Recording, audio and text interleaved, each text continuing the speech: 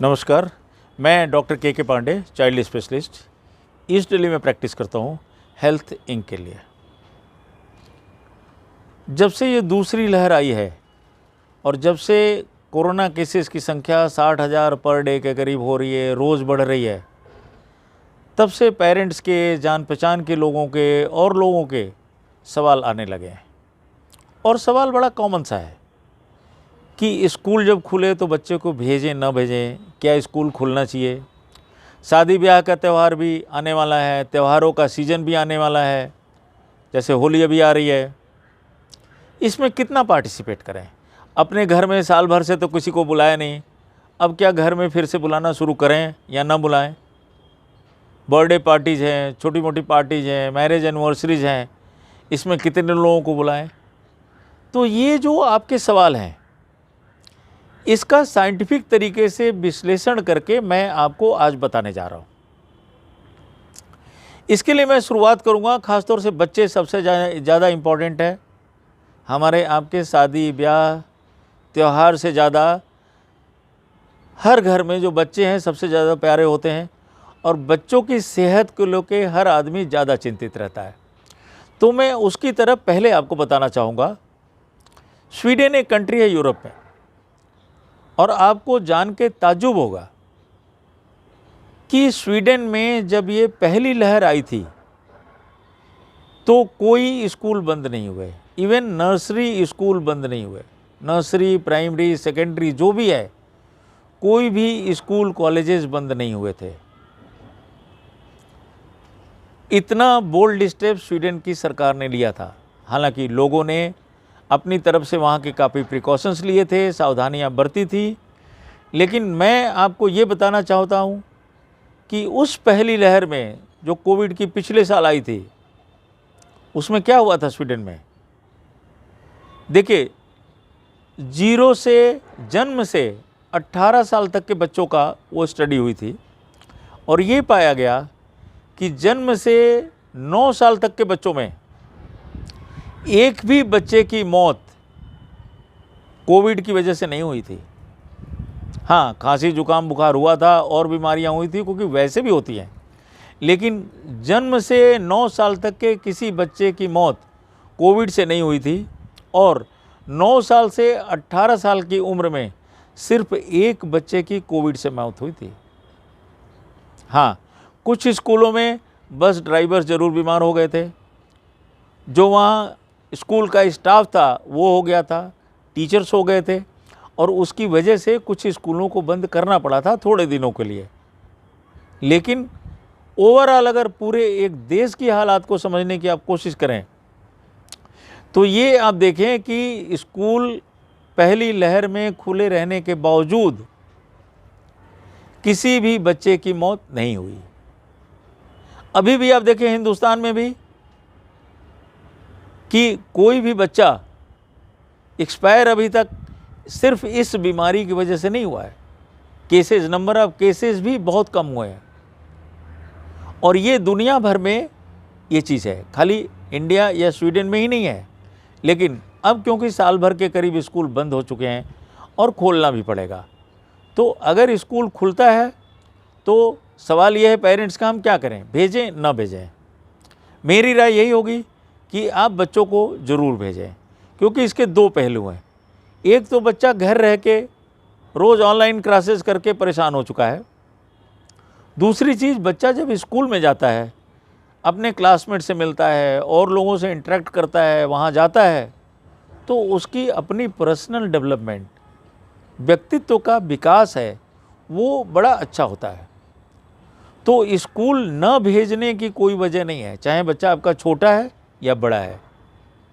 अभी तक के जो भी सर्वेज आए हैं, जो भी स्टडीज हुई हैं, अध्ययन हुआ है, जो भी डाटा है, उससे यही पता लगा है कि बच्चों में ये बीमारी उतनी घातक नहीं साबित हो रही है और बच्चे काफ़ी सेफ होते हैं। हाँ, बच्चे जब वापस घर लौटते हैं तो आपको सावधानी बरतने की ज़्यादा ज़रूरत है। कैसे? क्योंकि हमारे यहाँ ज़्यादातर संयुक्त परिवार है, उसमें 3 पीढ़ियाँ साथ रहती हैं, बच्चे भी हैं, माँ बाप भी हैं, दादा दादी भी हैं। तो जो 45 साल से ऊपर के लोग हैं, ख़ास तौर से जो दादा दादी हैं, ग्रैंड पेरेंट्स हैं, बच्चे आते ही उनसे मिलते हैं और उन बच्चों को अगर बीमारी है वो लाए हैं तो भी उन बच्चों को तो कोई खतरा नहीं होगा, लेकिन अगर उन 60 साल से ज़्यादा उम्र के या बड़ी उम्र के जो ग्रैंड पेरेंट्स हैं या सीनियर्स हैं जो फैमिली में, अगर वो वहाँ पे हैं तो उनको बीमारी फैलने का ज़्यादा खतरा है और फिर वैसी तरह से रहेगा जैसे पहली वेव में था, क्योंकि अगर वैक्सीन नहीं लगी है तो सीरियस भी हो सकते हैं, हॉस्पिटलाइजेशन भी हो सकता है और जान जाने का खतरा भी रह सकता है। आपको जो और परेशानियां आर्थिक रूप से, मानसिक रूप से होंगी वो तो अलग बात है। तो इसीलिए पहली चीज़ ये है कि वैक्सीन हर इंसान को, जिसको कि सरकार ने परमिशन दी है, 45 साल से ऊपर के लोगों को जल्दी से जल्दी लगवाना चाहिए, जिससे कि इम्यूनिटी अच्छी हो जाए। दूसरा जो पहलू है कि अपने घर में फंक्शंस करें या ना करें, रिश्तेदारों को बुलाएं ना बुलाएं। देखिए अभी भी, क्योंकि ये दूसरी वेव जो आई है, ये इतिहास गवाह है कि पहली वेव से ज़्यादा खतरनाक होती है। पहली वेव से ज़्यादा लोग इसमें इन्फेक्टेड होते हैं। अभी कोई साइंस काफ़ी डेवलप कर चुका है, 5 करोड़ से ज़्यादा लोगों को वैक्सीन लग चुकी है, रोज़ लग रही है 30-35 लाख लोगों को। तो वैक्सीन लगने के बाद आदमी सीरियस नहीं होगा, आदमी हॉस्पिटलाइजेशन करने की ज़रूरत नहीं पड़ेगी, लेकिन ऐसा नहीं है कि नंबर ऑफ केसेस कम होंगे। तो अभी भी मेरी सलाह ये है कि अगर आप किसी फंक्शन को, चाहे छोटा ही करें, 50 आदमी बुला के करते हैं, अगर टाल सकते हैं उसको टाल दें। पूरी ज़िंदगी पड़े है आदमी उसको कर सकता है, मजबूरी है, जैसे शादी ब्याह है, कोई ऐसा फंक्शन है जो आप डिले नहीं कर सकते, उन सब चीज़ों में आप कम से कम संख्या रखें लोगों की, और जहाँ तक पॉसिबल है मास्क पहन के रहें, हाथ धोते रहें, और सब जो सोशल डिस्टेंसिंग वगैरह का जितना भी हो सके उसका पालन करते रहें। अब आता है कि त्योहारों की बात, जैसे अभी होली आ रही है या और भी त्यौहार आते रहते हैं। हिंदुस्तान में त्योहारों की कोई कमी नहीं है। इन त्योहारों में क्या किया जाए? इन त्योहारों में भी हमारे आपको सावधानी बरतने की ज़रूरत है। हम ये न भूलें कि कोविड के कुछ म्यूटेशंस भी आ चुके हैं, और ये म्यूटेशंस खास तौर से, जैसा आपने अभी टीवी पे देखा होगा कि वेस्ट महाराष्ट्र में करीब 20% लोगों को डबल म्यूटेशन के केसेस जो हैं उसकी वजह से हुआ है, और ये केसेस रोज़ और राज्यों में पाए जा रहे हैं। 8-9 राज्यों में 2-3 दिन पहले तक रिपोर्ट हो चुके हैं, और ये काफ़ी तेज़ी से फैलते हैं, काफ़ी सीरियस हो सकते हैं। तो ऐसी कंडीशन में मेरी सलाह यही होगी कि सोशल जो गैदरिंग्स हैं उसको जितना ज़्यादा से ज़्यादा आप अवॉइड कर सकते हैं अवॉइड करें।